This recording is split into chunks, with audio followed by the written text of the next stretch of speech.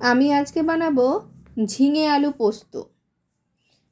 বানানোর জন্য আমার লাগছে ঝিঙে, আলু, পোস্ত, পেঁয়াজ, টমেটো, কাঁচা লঙ্কা, আর লাগছে তেল, নুন, হলুদ। তো এবার আমি ঝিঙেগুলোর খোসা ছাড়িয়ে ঝিঙেগুলো আমি কেটে নেব।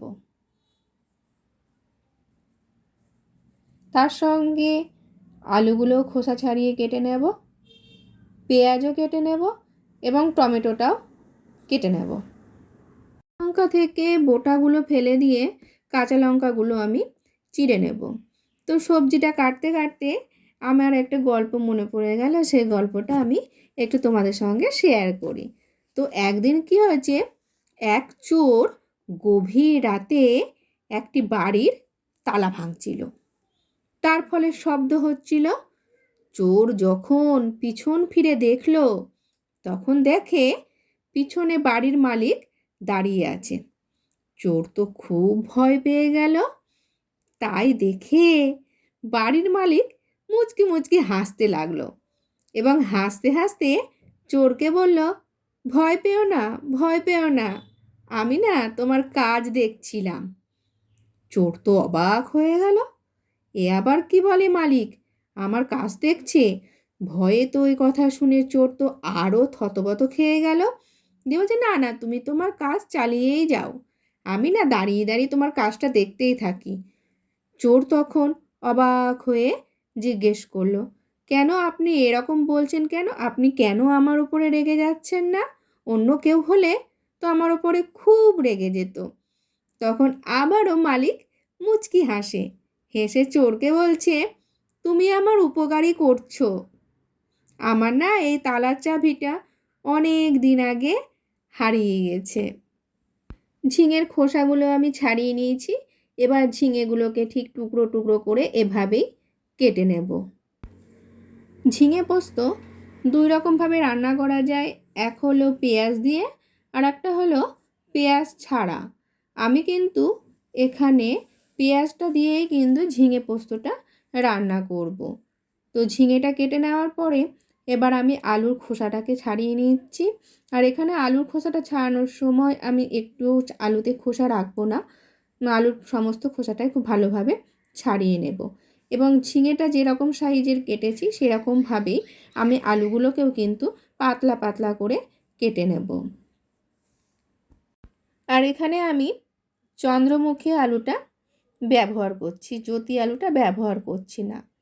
চন্দ্রমুখী আলুটা খুব তাড়াতাড়ি সেদ্ধ হয়, এজন্য ঝিঙের সঙ্গে আমি এটা ব্যবহার করব, কারণ ঝিঙেটাও রান্না করতে খুব টাইম নেয় না, তাড়াতাড়ি রান্না হয়ে যায়। এবার আমি আলু কাটার পরে এবার পেঁয়াজটা খোসা ছাড়িয়ে নেব। এখানে আমি দুটো পেঁয়াজ ব্যবহার করেছি। পেঁয়াজটাকে ভালোভাবে খোসা ছাড়িয়ে কেটে নেব। সবজিটা কাটতে কাটতে একটা জোকস মনে পড়ে গেল, সেই জোকসটাই আমি এখন তোমাদের সঙ্গে শেয়ার করব। এখানে দুটো মাতালের কথা বলবো। প্রথম মাতাল দ্বিতীয় মাতালকে বলছে, মদ ছেড়ে দাও বন্ধু, তাহলে তুমি 80 বছর বাঁচবে। দ্বিতীয় মাতাল তখন বলছে, দূর ধুর, তা কখনো হয় নাকি? প্রথম মাতাল বলছে, হয় বন্ধু, এরকম অনেক ঘটনা আমার জানা আছে। দ্বিতীয় মাতাল তো খুব রেগে গেছে, খুব রেগে গিয়ে বলছে, তুমি বাজে কথা বলছো, আমার বয়স এখন 85 বছর। তা এভাবে এবার আমি লঙ্কাগুলোকেও চিড়ে নিলাম আর টমেটোটাও কেটে নেব। টমেটোটা কাটার পরে টমেটোর যে দানাগুলো, সেই দানাগুলো আমি কিন্তু সমস্তটাই ফেলে দেব। যে সকল বন্ধুর ইউরিক অ্যাসিড আছে সে সকল বন্ধুরা টমেটো খেতে পারে না, কিন্তু টমেটো থেকে টমেটোর দানাগুলো ফেলে দিলে পরে এভাবে কিন্তু খাওয়া যায়। তো আমি সেই জন্যেই টমেটো থেকে টমেটো দানাগুলো ফেলে দিলাম, ফেলে দিয়ে আমি এটা কিন্তু ঝিঙে পোস্ততে ব্যবহার করব। এই যে সবজিগুলো সব আমি এরকমভাবেই কেটে নিয়েছি। এবার কিন্তু আমি পোস্ত বাটবো। পোস্ত কিন্তু আমি আজকে শিলনোড়াতেই বেটে নেব।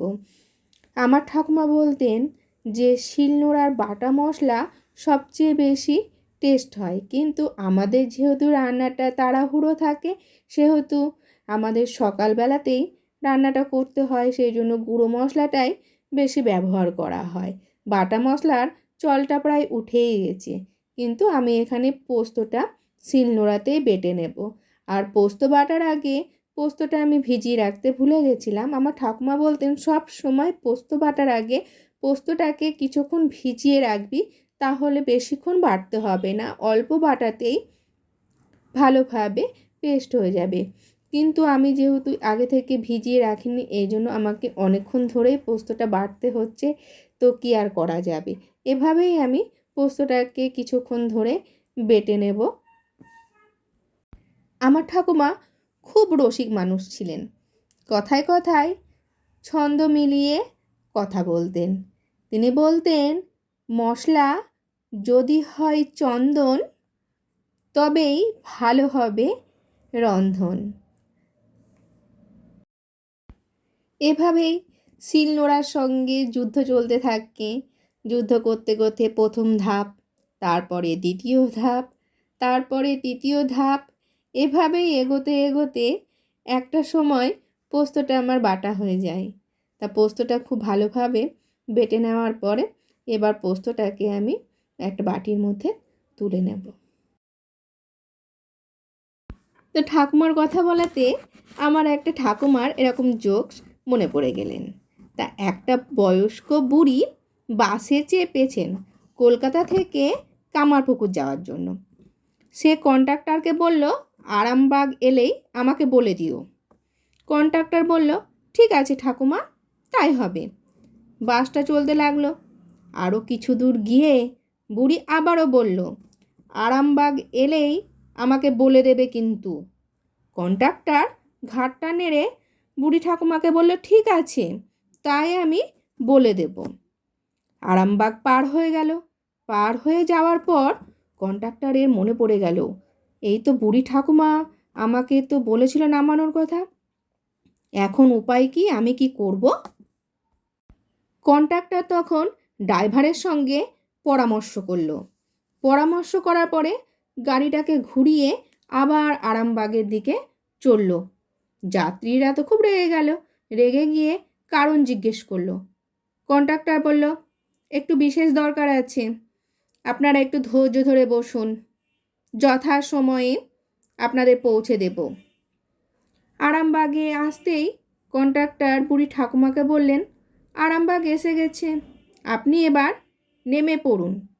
ঠাকুমা তখন বলছেন, আমি এখানে নামবো কেন, আমি তো কামারপুকুর যাব। কন্ডাক্টর অবাক হয়ে গেল, বলে, আপনিই তো বললেন আরামবাগ এলে জানিয়ে দিতে। বুড়ি তখন হাসতে লাগলো। হাসতে হাসতে বলল, একটা ট্যাবলেট বের করে আসার সময় আমার নাতনি আমাকে বলেছিলেন আরামবাগ আসলেই এই ট্যাবলেটটা খেয়ে নেবে, তাই তোমাকে মনে করানোর জন্য আমি বলেছিলাম। কন্ডাক্টর তো অবাক হয়ে গেল। কড়াইয়ে তেল গরম করে কালো জিরে, শুকনো লঙ্কা ফোড়নে দিয়ে কুচানো পেঁয়াজগুলোকে লাল করে ভেজে নেওয়ার পরে আলুগুলোকেও লাল করে ভেজে নিয়ে কেটে রাখা ঝিঙে দিয়ে ভালো করে ভেজে নিয়ে কেটে রাখা কাঁচা লঙ্কা ও টমেটো দিয়ে ভালো করে ভেজে নিয়ে পরিমাণ মতো নুন, হলুদ দিয়ে নাড়াচাড়া করে তারপর বেটে রাখা পোস্ত দিয়ে ভালোভাবে কষিয়ে নিয়ে পরিমাণ মতো জল দিয়ে 10 মিনিট চাপা দিয়ে রাখবো।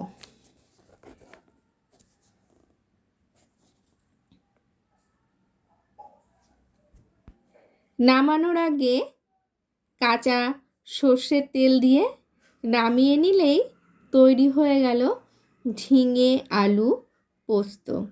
যেদিন ঠাকুমা এই রান্নাটা রান্না করতেন, সেদিনকে ঠাকুমা এই শ্লোকটাই বলতেন, ঝিঙে আলু পোস্ত দাদু ভালোবাসত। তো এভাবেই আমার তৈরি হয়ে গেল ঝিঙে আলু পোস্ত। এবার গ্যাস ওভেনটা বন্ধ করে কিছুক্ষণ রেস্টে রেখে তারপরে নামিয়ে নেব। এই গরমে পোস্তের তো জুড়ি মেলা ভার। শরীরকে ঠান্ডা রাখতে ঝিঙে আলু পোস্ত সপ্তাহে আমরা 2 দিন খেতেই পারি। তো তৈরি হয়ে গেল ঝিঙে আলু পোস্ত। তো তোমরাও একবার বানিয়ে খেয়ে দেখো, এরকমভাবে খুব ভালো লাগে।